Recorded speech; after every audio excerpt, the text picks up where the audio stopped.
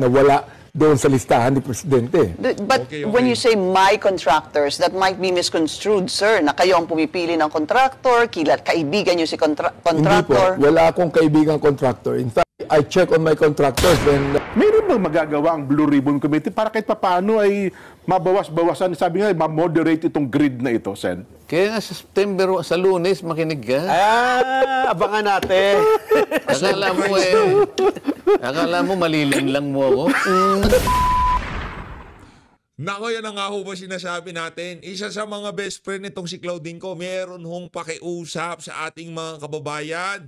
Na kesyo tigilan na daw ang pambabash dito kay Claudine ko. Ngayon, tanongin ho natin ang ating mga kasamahan dito sa PH Update kung anong masasabi nila dyan. Tayo naman ho mga kababayan, reasonabling tao naman ho tayo. Hindi naman ho tayo kagaya ng mga congressman. Kung itong si Claudine ko, sobrang nai-stress siya sa nararanasan niyang pambabash sa mundo ng social media. Ang tanong ko lang ho, nakikita nyo ho ba yung larawan na yan nakatabi nitong si Senator Rodante Marcoleta? Nakikita nyo ho ba yung sasakyan na lubog? Ha? Kung ikaw, Claudine ko, stress na stress ka ngayong mga oras na to, tanong ko sa'yo, ano kaya ang nararamdaman noong may-ari ng sasakyan na yan na lubog sa baha ngayong mga oras na to? Siguro masaya ba siya? Tanong ko lang, para maging pares naman yung playing field. Sino ba tong Sino ba tong nakikiusap na to? Best friend daw nitong si Claudine ko. Nagngangalang Stephanie Cuangco, anak ng Tokoy, yari tayo dyan. Apelido pa lang nung best friend niya, mayaman paano ka namin pagbibigyan? Hindi mo naman nararanasan yung baha Anak ng Tokoy, tumigil ka nga dyan, Stephanie Cuangco. Huwag mo kaming paandaran. Meron ka pang pakiusap. Marami ho tayong pag-uusapan dito sa video na to. Itong part 3. Part 3 ng pag-shopping nitong si Claudine ko. Napanood nyo naman yung ating intro. Nako, mamahalin ho talaga ang pinamimili nitong ali na to. Marami ho tayo dito. Ayan, mga flood control projects. Ito, umpisahan ho natin dito kay Stephanie Cuangco. Pero bago yan mga kababayan, isang like at isang subscribe. Isang like at isang subscribe. Masaya na ho tayo dyan sa mga gusto sumali sa ating community. Yung join button, nandyan lang ho sa baba. Sa mga nahihirapang mag-subscribe, scan nyo na ho yung QR code na yan para umabot na ho tayo sa 980,000 subscriber. No? Para konting push na lang, mag-1 million na ho tayo. Ayun na nga, Claudine Ko's best friend revealed that she is now suffering from anxiety and depression and called for an end to the bashing against her. Ito, sabi nitong si Stephanie ko. Ito. Stephanie Cuangco, guys, please, let's spare Claudine. She doesn't know, nor is she involved in the ghost project. She's innocent kagad. And such a beautiful soul. To be dragged into this issue, we get it. Galit kayo kasi akala ninyo tax money nyo yung winawaldas niya, but no, she's a hardworking girl and I know that right now Claudine is already suffering from anxiety and depression. Yun yan yung mga nakalubog sa baha. Hindi ka ba concerned kung ano ang ngayong mga panahon na to, yung mga kailangan ko magtrabaho ngayon kasi wala kaming kakainin bukas. Kailangan ko lumabas ngayon kasi wala kaming maisasaing bukas. Sa tingin niyo ho ba yung mga kababayan natin na gano'n ang nararanasan dahil dyan sa baha na yan, hindi ho ba sila nagsasuffer dyan sa mga nararanasan na yan ng kesyo? Pagkatapos nyo kumain ng, magkano yun? 759,000 na hapunan. Sasabi mo, na-anxiety ka? Sabi mo pa, oh shit, nanginginig ako. Anak ng Tokoy, pagkatapos mong kinain yung 759,000 pesos ng isang gabi, nakatanggap ka lang ng konting pambabas? Na-anxiety ka na? Anak ng Tokoy, lipat na nga tayo. Ito talaga si Claudine ko. Ito na lang. Ito yung mga happy days kung tawagin. Ito ho, hindi natin siya binabas. Kumbaga, pinapakita lang ho natin yung agwat ng pamumuhay. Hindi ko siya binabas dito, okay? Gusto ko lang mapakita sa inyo ang agwat ng pamumuhay nitong si Claudine ko sa mga ordinaryong Pilipino. Panoorin ho natin ito mga kababayan. Nalulula na ako kasi I'm currently at the shops. Ayan. First na nahuli ko, si Deech tsaka si G. Bumili ako, guys. Anong shop yan, mga kababayan? I-comment nyo naman ho sa baba. Pasensya na ho sa pagiging ignorante ni PH Update. Nung Hindi ko parang alam ho marami- talaga yan. Sa totoo lang, di ko talaga alam yan. Promise, hindi ko talaga alam. Paki-comment nyo crystal baba. sa Di ko isang alam box yan. para magbedazzle Crystal. tayo ng stuff pag uwi ng Pilipinas. It's really Ano yung dazzle? Di ko alam yung dazzle. Mga kababayan, i-comment nyo sa baba kung anong klaseng pretty, shop as to. Di in, ko alam. natatawa Ano yan? nga ako kasi paglabas namin ng museum, alam niyo yung mga mag-asawa museum. dito, mga asawa nilang lalaki, napapaupo na lang, tsaka napapa-scratch ng head kasi syempre alam nilang mabubudol yung mga asawa nilang babae. And kaya rin sobrang daming chairs dito para siguro may tambayan yung mga husband Ano yan? nila. She's so funny. Well, girls will be girls. Sorry guys, bagong gising kasi ako. Oh. Oh, pinorward na. Oh, ano yan? Oh. Nalulula na ako kasi I'm currently at the shops. Hindi ko alam Ay, kung ano ayan. shop yan, ha? Pero isa lang, hindi natin inaano dito si Claudine ko. Ang sinasabi natin dito kasi, dapat yung ika nga kayo ho pribado. Naiintindihan namin yan. Pero kayo ho konektado, hindi lang ho sa isang politiko. Konektado rin ho kayo sa top 50 na kontraktor na nasa listahan ng Pangulo. Ama nyo ho ang may-hari ng Hightone. Tito nyo naman ho ang founder ng SunWest Inc. Diba? Tapos, congressman ho yung tito nyo. Tapos, siya ho ang chairperson ng Committee on Appropriation.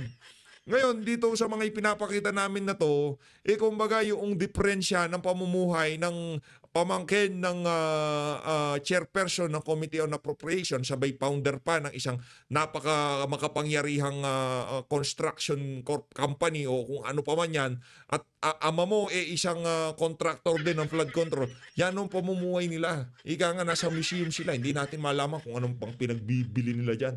Oh, ito yan. Flood control sa Kogong Irosin, flood control Sorsogon po. yan. Isang taon na higit Sorsogon. pa lang, giba na. Wala pang Sorsogon, sakuna yan, mga mag-ingay. kabayan. Tingnan nyo. Oh, Hindi pa yung bagyo, Wala- pero giba hindi na. pa yung bagyo. Yan, pa-share nito mga kabayan para makarating sa kinukulan. Ito po yung flood control Oh. sa Kogong Irosin, Sorsogon po. Isang taon na higit pa lang, giba na. Isang Wala taon pang pa lang sakuna daw, yan, di ba mga na? kabayan. Pakishare para magtulungan tayo dito sa PH Update. Yung mga kababayan natin na ibabahagi natin yung kanilang mga proyekto. Ika nga, yung mga flood control nila dyan sa mga Tingnan lugar nyo. nila. Pambihira Hindi pa yung pagka nga bagyo, naman. pero giba na. Grabe Yan, naman yan. Sir, pa-share nito mga kabayan para makarating sa wala na namang bakal. Parang itinapon lang dyan yung halo. Walang yung contractor talaga to. Eto, si Benny Abante, nadulas. Nadulas si Benny Abante. Check on Oh. my contractors when the president begin to list out all the contractors, and I'm so Chinyek niya daw ho yung kanyang contractors.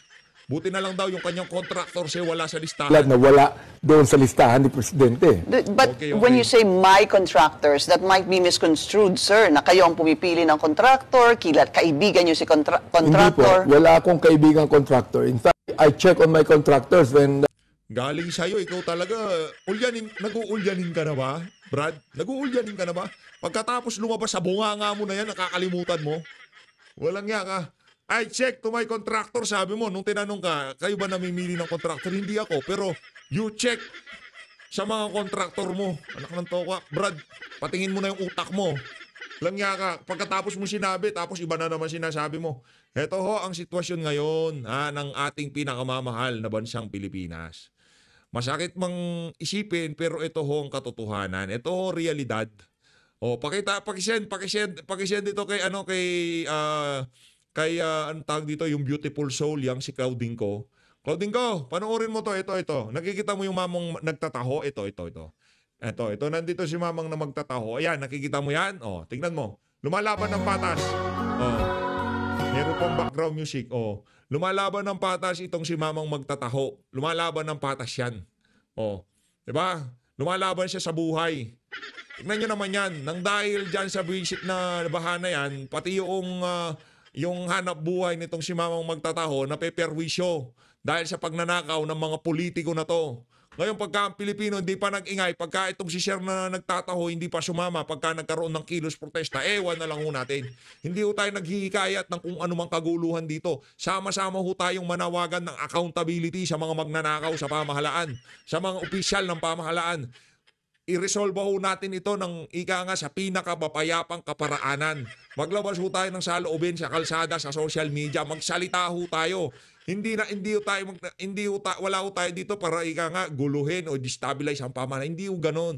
Manawagan lang ho tayo ng accountability. Hindi ho tayo nananawagan ng kung ano pa mang kaguluhan, okay? Maliwanag ho yun mga kababayan. Tayo magsasalita bilang Pilipino, bilang taxpayer. Anak ng tokwa, may binili ako kanina. Nagkakalaga ng 1,000 piso. Pagkakita ko, merong tax. Yung tax, nasa 50 pesos. Napaisip ako. Sabi ko, itong tax na to, may nanakawin na naman yung mga congressman. Nakita ko value added tax, 50 pesos. 50 pesos nga ba yun? Basta ganun yun kung di ako nagkakamali, kada 100,000, merong 10,000 value added tax yan. Kung di ako nagkakamali, correct nyo ako kung mali ako. Nandun sa range na yun Pagkakita ko dun sa VAT, doon sa binili ko, anak ng tokwa, may nanakawin na naman yung mga Congress. Yun lang ako pumasok sa utak ko. Yun lang. Bigla akong naawa sa sarili ko na nagbayad ako sa binili ko, tapos merong value added tax na mapupunta lang sa luho ng mga anak ng Congress. Kawawa talaga Pilipino. Mga kababayan, pag bumili kayo, kunin nyo resibo. Tignan nyo doon sa bandang baba, akala nyo hindi ho talaga yon ang totoong presyo ng binili nyo. Dapat kung kunyari, let's say mga 1,000 yan, siguro nasa 50 pesos yan, hindi ako nagkakamali. Mahina ho kasi tayo sa arithmetic Teka nga, i-compute ko habang nagsasalita itong si Sendante Marcoleta. Kung ang pag-uusapan ay yung per capita GDP. Opo. Yung per capita GDP, mga kababayan, ay ito pong buong kinita ng ating pamahalaan, i-divide sa population natin. Noong pong 1965, Japan po ang number 1, pangalawa tayo. Pangalawa Pilipinas, opo. Hanggang sa dumating po ang panahon, unti-unti na po tayong bumabagsak. Oho. Tinalo po tayo naunahan tayo. Primero, ang nakauna, Brunei. Okay. Ibig sabihin ng Promero, ano yun? Pinakauna, yan. Si Sendante, nadudula siya napaghahalata siya Napaghahalata yung pagiging kapangpangan niya di ba? Yan ang titignan natin dyan, yung larawan na yan. Yan ang larawan, napakaraming panaghoy na sinisigaw. Pero itong larawan na nandito, isa lang ang panaghoy walang panaghoy na sinisigaw yan. Ang sinisigaw yan, let's shopping more. Yan lang ang sinisigaw. Maraming kasi mga larawan, maraming meaning yan. Pero ito, yung nasa tabi ni Senator Rodante Marcoleta, dyan sa inyong kanan, ang sinisigaw niyan napakatinding mga panaghoy. Yung sama ng loob, sakit, galit, nandyan Nakita nyo, nakatalikod, nakatingin sa malayo, yung sasakyan mo, lubog, tapos di mo na pa-insured. Pag magbabayad ka ng insurance, meron na namang tax. Tokwa. Babayad ka ng 20 mil na insurance sa sasakyan mo, tapos nasa 2,000 yung value added tax. Yung VAT na yun, nanakawin lang ng mga congressman. Pangalawa ang Singapore. Pababa. Hanggang ngayon ay Singapore na, siguro Brunei, Malaysia, Indonesia. Dito yun At officially, last month, tinalo na tayo ng Vietnam. Ganun ba? Nung biyernes pinag-uusapan natin parang, di ba? Binalikan ko So, tayo na pinakawin. Di ba sinasabi ko, baka? Baka malagpasan na tayo ng Vietnam. Hindi, nalagpasan na tayo last month. Ano ang factor dito kung ang pag-uusapan ay corruption sa pagbagsak ng ating kalagayan? Ang kauna-unahan ay yung corruption nga. Dahil sa corruption kasi... Nakakalungkot, paano susulong ang isang bansa na yung perang dapat na gamitin mo pang serbisyo sa kanyang mamamayan at lumaganap ang negosyo. Kasi kung walang corruption, makikita mo magtatribe ang negosyo. Pag malaki ang negosyo, maraming kita. Pag malaki ang kita, yayabong ang ekonomiya, mas malaking ekonomiya pag dinivide mo. Kasi mas marami na tayong population kaysa ekonomiya natin, babagsak ang ating per capita GDP. Ayun. So, kailangan itaas mo yung ekonomiya. Paano tataas ang ekonomiya? Sinong gustong mag-invest dito sa bansa natin? Wala na. Sapagkat, puro corruption eh. Oho. O, yung ating infrastructure. O, ngayon, nakikita ngayon. Flood control, bagsak lahat. Sino pupunta rito? Tama. Oh, kulang-kulang lang ho ng ano ng 10%, 11% yung ano na yan, yang bat na yan. Ng tokwa 10% na bat. Ang biga.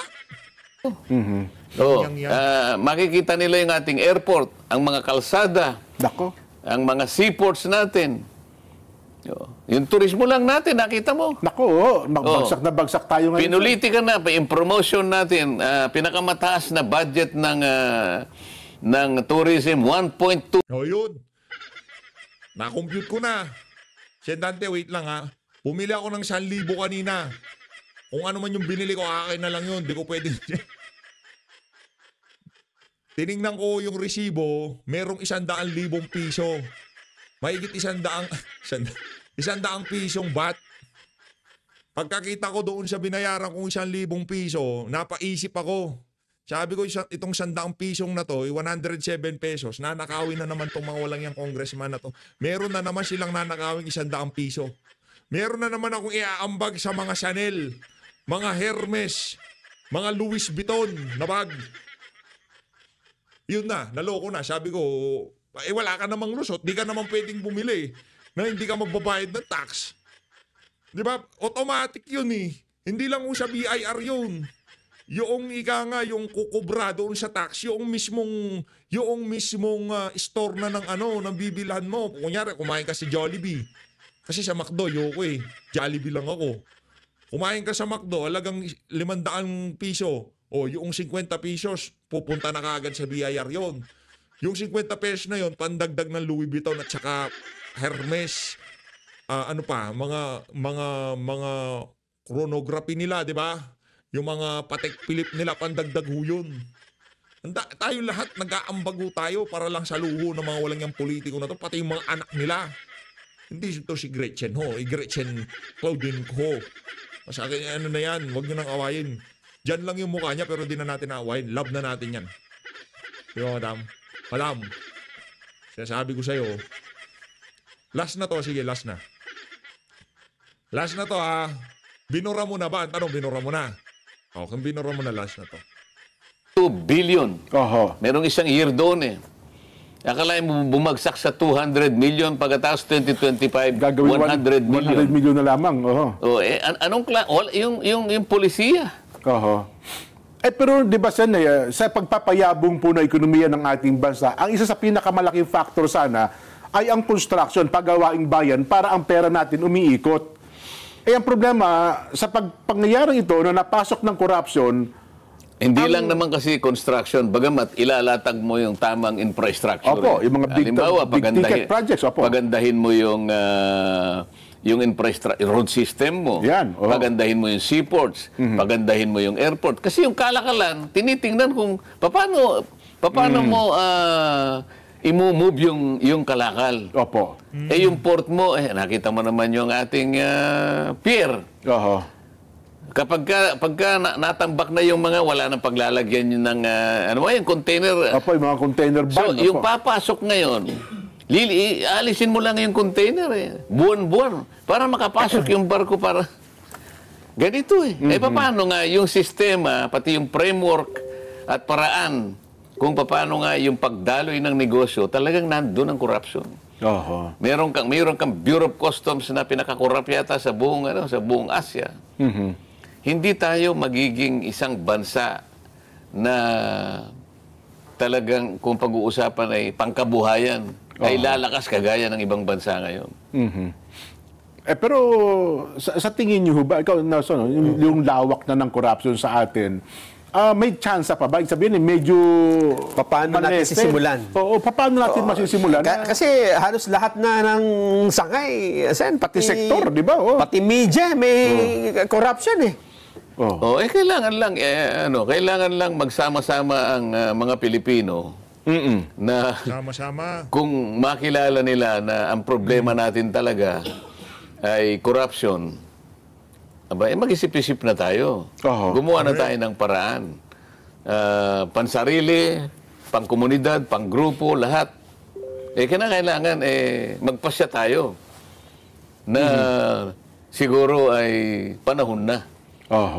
Wag na tayo. Yung iiwanan nating generation. Ito ba ang gagawin? Totoo yung sinabi na yun, Marcoleta. Wag na tayo. Okay lang, Signa. Wag na kami.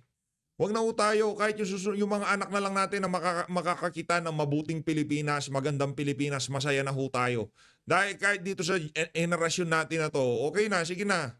Hindi naman makikita kagad di ba? Yung susunod na henerasyon na lang, yun na lang kung gusto nating makakita ng maayos na Pilipinas.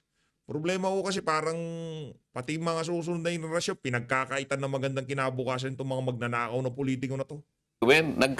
Nagkahuli-huli na tayo Malapit na tayong unahan ng Cambodia. Ang susunod na tatalo sa atin, Cambodia. Nako. Tapos, isip-isipin mo, pangalawa ka sa buong Asia. Ibig sabihin nun, Southeast Asia, number 1 ka. Opo. Pagkatapos mapupunta ka sa bandang ilalim, anong ginawa mo bilang isang bansa? Baka pati Timor-Leste, lagpasan na tayo. Isip-isipin mo, 1965 din. Opo. Agricultural economy tayo. Mayaman ang ating lupa. Mayaman ang ating kabundukan, mga mineral, nandyan, karagatan natin. Yung ating populasyon, bata pero matalino. Nasa atin lahat ang mga factors para tayo ay pumalaot na isa sa pinakamalalaking ekonomiya. Ilang dekada lang iniwanan tayo ng Singapore, milya-milya. Naging tiger economy. Iniwanan tayo ng China, ng Taiwan, ng Singapore. Tayo ang nagpabaya sapagkat, ito nga, nakain tayo ng corruption.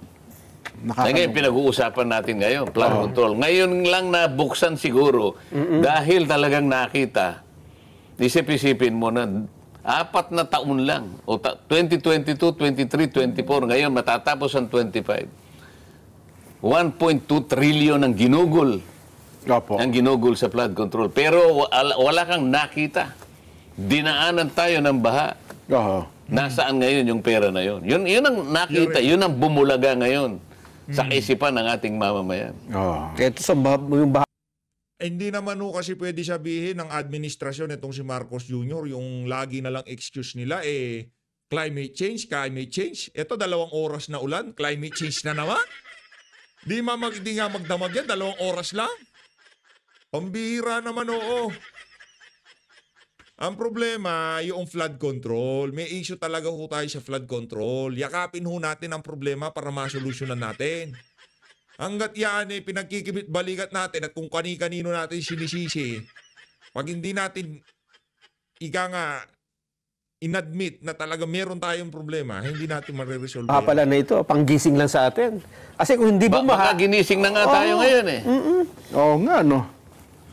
Pero ang ayaw ko ayaw ko lang, konti lang po, maraming hindi makapaniwala doon sa Ghost Project. Kasi parang sa dami daw po ng sistema na dinadaanan, parang imposible magkaroon ng Ghost Project kung susundan yung proseso. Yung proseso Wala daw po dapat nangyaring ganun, Sen kailangan makinig ka sa Lunes. Yan. Okay. Makinig ka sa Lunes. O sige po, hindi namin ipipreempt yung bagay na yan, Sen. Balikan ko yung punto ng corruption. Bakit tayo nagkakaroon ng corruption? Isa sa sanhi ay yung huminang mga institusyon natin. Halimbawa yung media is an institution. Tama po. Kapag ang media ay isang malakas, matatag na institusyon, nakabantay, meron siyang kakayahang bantayan ang bürokrasya. Di ba? Opo. Siyempre, may mangingimi dyan na gumawa ng mga katiwalian sapagkat naka-expose ka sa media. Pero kung yung nagbabantay, yung sentinel, siya mismo ang corrupt, makikita mo. Imbes na makatulong ka sa pagbabantay sa kaban ng bayan, pag-usapan natin, paano na-corrupt yung, paano na-corrupt yung media in general? Nung ako'y nasa House of Representatives, Opo. nagtagal ako dyan, alam naman ninyo. Opo. Ang point of entry ko, 2004, nagtagal ako, umabot ako ng... Almost 16 years pala kayo dyan, Sen. Ano? Oo. Ngayon, sabi niya, Kung pa ako nun di ba? Mga member ng media. Kasi magkakakilala kami. Kilala ko sila. Araw-araw nandun talagang... Saka mga barkada din naman yung iba dyan. Opo. Oo. Baka gusto mo kanyang mag-PR ako sa'yo. Gawin mo akong PR. PR. Public relations. Parang ganun. Bakit ka ako mag-PR? Member ka ng media. Pwede naman ako mag-double na ano. Teka mo naman ako, parang hindi ka ako tama yun. Kasi kailangan susulat ka sang-ayon sa nakikita mo. Kailangan objective ka. Di kung naging PR mo ako, kahit na, halimbawa, kahit hindi ako gwapo, pag-gwapuhin mo ako, parang hindi tama yan. Hindi, parang digdag nakita yun eh. Alam mo, corruption yung ganun eh. Hindi kanya susulat ako sa'yo. O kaya, sige, ayaw mo ng PR, pero gusto mo yung ginawa mo ngayon, isulat ko ng ganito. May slant. May slant. May content, sabi niya. Undisclosed content. O para nakita mo yung iba, kanya, halos everyday, may isang paragraph, may dalawang paragraph, binabanggit. Mapasok. Boss, ganito yan eh. Monthly lang naman eh, meron kami. Alam mo, hindi ko pinatos yun eh. Kasi nga naman, out of 300. Hindi diba? tama yun eh. Sabi ko, merong ethical issue dito eh. Merong ethical. Hindi mo na isusulat kung paano mo nakita eh. Kung ba mo nakita mo, mali talaga. Isulat mo eh. Pero dahil PR mo siya, hindi mo siya isusulat eh. So, hindi mo nababantayan yung mali. Dapat ang PR mo ay bukod. Corrupt to the core. Corrupt to the core. Maniwala ako kay siya hindi. Alam niyo yung mga pinag-uusapan sa media dito sa issue ng flood control? Corrupt po yan mga kababayan. Yung mga pinapanood nating video dito, pagka tinawanan na ho natin yung host, alam na natin yan.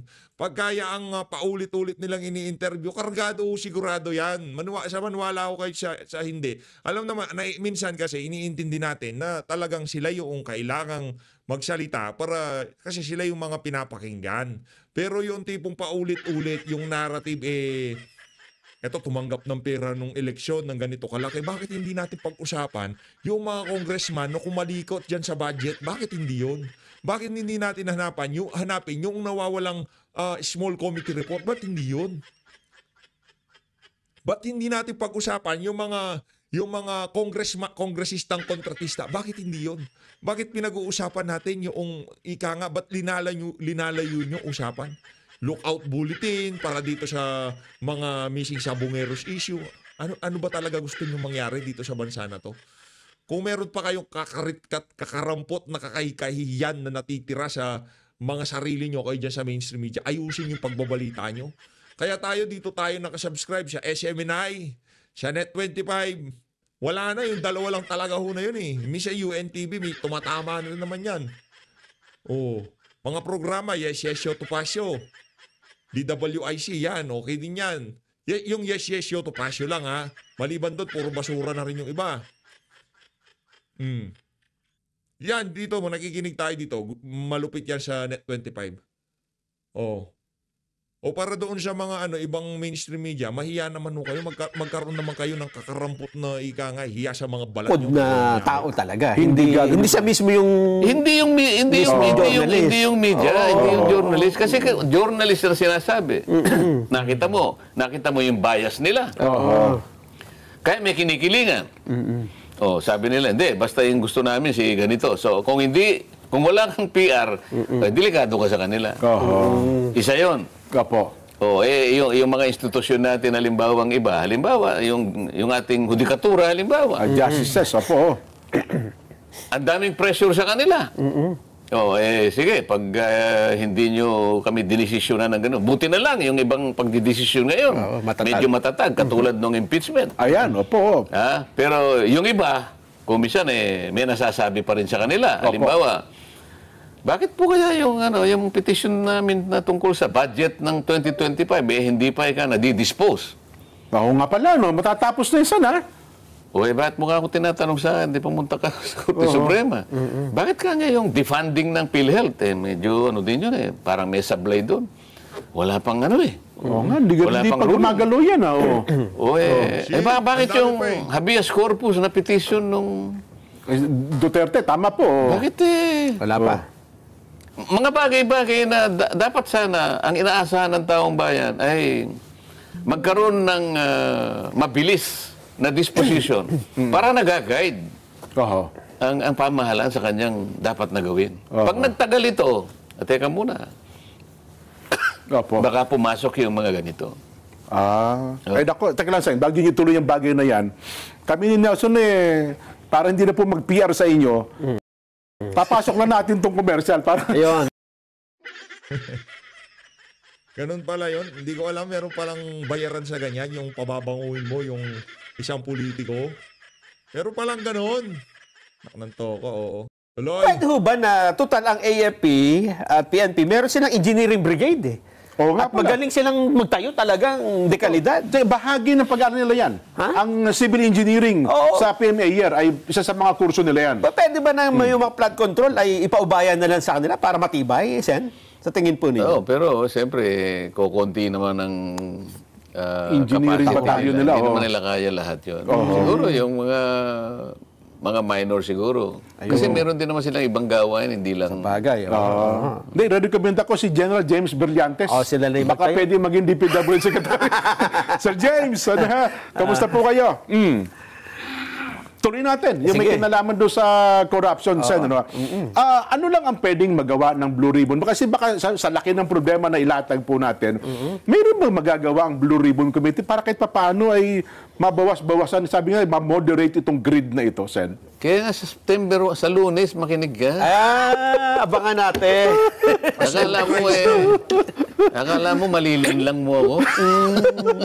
Abangan. Baka nga naman may... Pinag-uusapan natin ano yung mga factors ng corruption. Yan, opo. Sinabi natin kanina, mahina na pundasyon ng ating mga institusyon. Nagpahalimbawa na tayo. O kawalan ng transparency. Ayun, nakatago. Yung mga aksyon ng pamahalaan, nakatago. Walang nagmo-monitor. Yung corruption kasi pinasimulan ni Satanas yan eh. Di ba? Opo. Ang corruption kasing tanda ng unang paglalang sa tao eh. Ba't adan? O, di ba? Nakurap agad si ano eh. Si Ano ba Emma. ano bang definition ng corruption? Oo. Akala ba niyo yung corruption eh pera lang ang Hindi na po ito. pinag-uusapan? Yes po. Tama Bagay. po. Ha?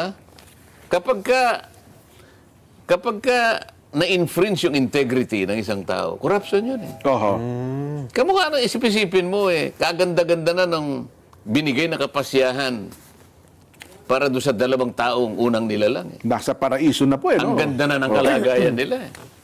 Nang dahil lamang sa sinubukan lang eh. Kasi nga yung, siguro hindi pa matatag yung kanilang disposisyon noon eh. Opo. Subukan ko nga kanyang tuksuin itong mga ito. Napatukso ngayon.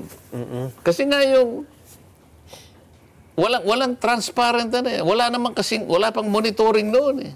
Di ba? Yung walang So sasaway. silang dalawa lang eh. Para kung nandun man lang, may nagsaway. Meron man lang sana ano. At saka yung meron sanang ano na may mga regulasyon na May nakabantay. Huwag kang ano diyan, huwag kang makikinig sa ganyan. Itong pakinggan mo.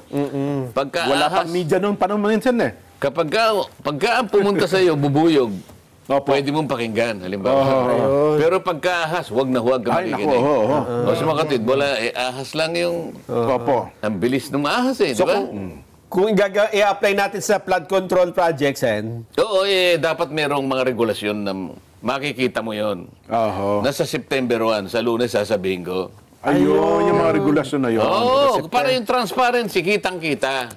Kasi pag nakikita mo, nakabuyang yan sa mata ng publiko, hindi siya nga makagalaw ngayon. may nakabantay. Teka muna. Nakabantay pala si Marcoleta.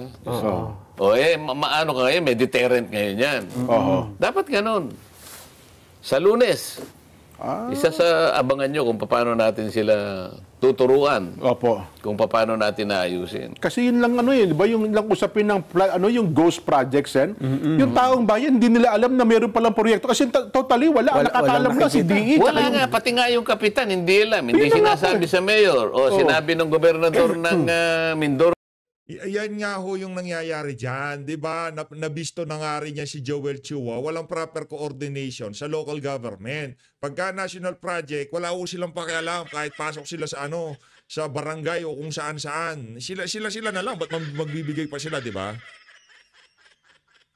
Oriental, wala nga akong hindi man lang nila pinaalam sa amin. Oo. Akala namin naguhukay lang sila ng kung ano-ano dyan. Ngayon pala Project na pala. project pala yun.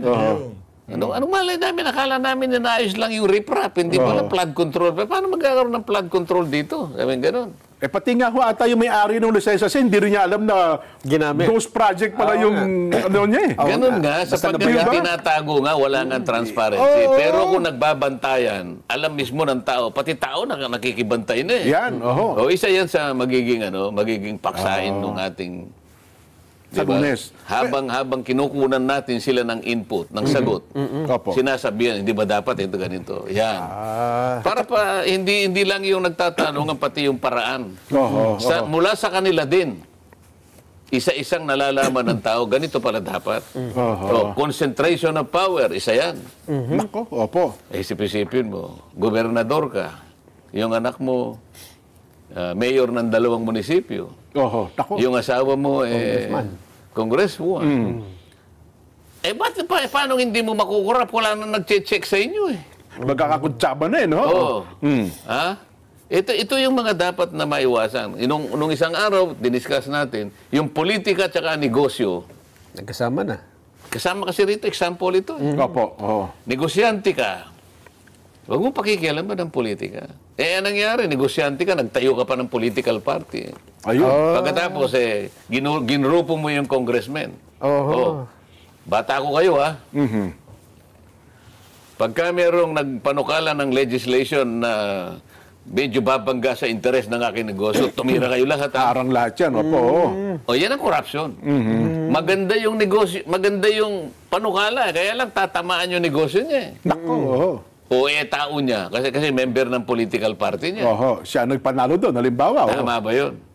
Ang negosyo. Yung politika. Pag pinagsama mo yan, ayan, mababatbat ng corruption ang bansa mo. Pero sa iba dyan, medyo pinaganda ang tawag. Lobbyist po ang tawag nila doon. Pareho lang yun. Ganun ba? Si Nelson, halimbawa, negosyante. Malaking negosyo, mga oligarchs ito eh. Yan. Kaya, halimbawa, Nelson O. Lubao, yung O, oligarch. Yan. Oligarch. Ang gagawin niya, paihiram niya yung executive niya. Pa-appoint niya ngayon na secretary ng ganito. Ayun. Hindi kayo na-influensyahan mo ngayon kasi ikaw ang may-ari ng... Totoo. Ikaw ang tagagawa ng kuryente. Pina-appoint mo yung bata mo para ikaw ang Department of Energy, ERC, ERC. Ikaw mo nagre-regulate ngayon ng rates ng distribution utilities. Di ngayon, puro para sa'yo. So, imbes na makinabang ang taong bayan, yung negosyo mo, pinakita. Hindi pwede yung gano'n. Another one, cultural acceptance. Ayan, matindi. Ito, medyo malalim na ito, sir. Talaga pong yan ang kalakaran eh. Tanggap po yan. So parang tinatanggap na ba ng taong bayan ito? Yung lagay system? Nako. Pupunta ka sa gano'n, boss, ka nang pumila. Ito, SOP na eh. boss, ikaw na ang LTO. Kailangan na walang ganito sana. Kaya lang, boss, yan po yung kalakaran. Standard na. Total naman po barya-barya lang naman po yan eh. Pero yan ngayon, dyan sa social fiber mo, dyan nauhulma. Yung ugaling ganyan. Kaya hindi na ganyan. Kaya kahit binatikos mo, parang akala mo walang kabagay-bagay. Hindi, kalakaran yan eh. LTO yan eh. Bureau of Customs yan eh. Di ba? Sabi nung iba, may kasabihan daw dyan eh. Ba't pa ako magpapakapagod? May gagawa namang iba. Barya lang ang katapat. Di ba? Social acceptance. Social acceptance eh. Sen, tama. Political patronage. Yan. Ayan, boss. Akong bahala sa'yo, ha? Ito yung gagamitin mo para ikaw ay dito ka, i-appoint kita na ganito. In-appoint mo chief PNP, halimbawa. Sa palagay mo ba, merito ang pinag-uusapan? Kaya nga merong CA, Commission on Appointments. Yan. Nabanggit na naman ang Commission on Appointments. Di ba? medyo yung sugat na nandun baka maano na naman, di ba? Opo. Mabuhay na naman, oh. Nagkita-kita kami uli, yung organization namin Nung nagpasya yung walang pasok dahil may bagyo. Opo. Wala namang bagyong dumating, di ba? Wala. Pero nag-o-taking pala kayo doon, Pero pinag-report kami sapagkat constitutional Kasi nakasulat sa within 30 days. Obligado pala. Oo, kaya kahit na bumabagyo, kinancel lahat ang mga gawain namin, yun lang, mag-organize ang CA. Para hindi kami makalabag sa saligang batas. Ito yung part ng Senate Sen. Hindi lang yun, pati yung House. Yung buong komisyon nandun. So, yung 12 membro ng House, contingent, 12 rito, para ma-establish, para ma-create ang commission on appointments. So, yun pala ang nangyari doon. Kaya pala may nakita ko mga pictures na nag-oath-taking pala kayo. And ang tanging gawain niya ay para sa ganon, doon mo makikita na kaya ka hinirang ng Pangulo because ang pinag-uusapan natin ay competence at saka merit. Hindi dahil kumpadre ka niya. Dapat wala yung political patronage. Yun ang sasala, yung CA. Ikaw ang tagasala dyan. Yun ang trabaho mo. Hindi kayo nagpunta dyan para gumawa ng batas. Hindi. Ito yung prinsipyo ng checks and balances. In-appoint ng presidente, ano ang balancing factor? Teka, kikilatisin namin yan. Yun ang gawain ng Commission on Appointments. Sa mga binanggit yung mga factors ng corruption, alin dyan ang... parang ang dami, no? Alin dyan ang dapat na mauna ko? Kasi kung parang sa isang dyan, di ba? May pundasyon Hindi, wala namang dapat mauna. Lahat i-address na dapat ma-address lahat. Alin dyan ang pinakamatinding dapat na ma-knock out? Lahat kinakailangan. Kasi pag naingisa nandyan, nandun pa rin. Lahat ma-knock out. Nakikita ko kasi dito sa flood control project, nung ito ay mabunyag, parang parang... Dahil nga walang transparency, walang nagmo-monitor, di ba? Parang magandang simula ito. Ngayon, may nagyayabang. Mabasahin mo yung dyaryo ngayon. Kaya lang, hindi ko na muna sasabihin ko sa Lunes. Anong wala yung kaunting pahiging ba dyan? Makinig kayo. Puro ganyan Lunes pa, alas 9 ng umaga. Lunes, abang-abang ho tayo sa Lunes. Ayun na nga mga kababayan, dito na tatapusin ang ating reaction video. Maraming salamat sa pag-support sa PH Update. Mag-ingat ho kayo lahat. Mahalin natin ng Pilipinas. Para dito kay Claudine ko, wag na ho kayo ma-stress, madam. Amin lang naman ho dito, pamangkin ho kasi kayo ni Zaldi ko. At ang tatay nyo may-ari ng napasama sa top 15 na di umanong mga kontraktor ng flood control na maraming dapat sagutin sa pamahalaan. Yun lang naman. Ngayon, kung marami silang dapat sagutin at ganyan yung pamumuhay nyo, siyempre, yung mga kababayan ho natin, yun naman ang mga nababasa natin, na kesyo, sinasabi ng iba natin mga kababayan, na kesyo meron daw ho silang ambag sa mga nyo, di ba? Sa sama ng loob. Wag na ho kayong magpabiktim, ika nga.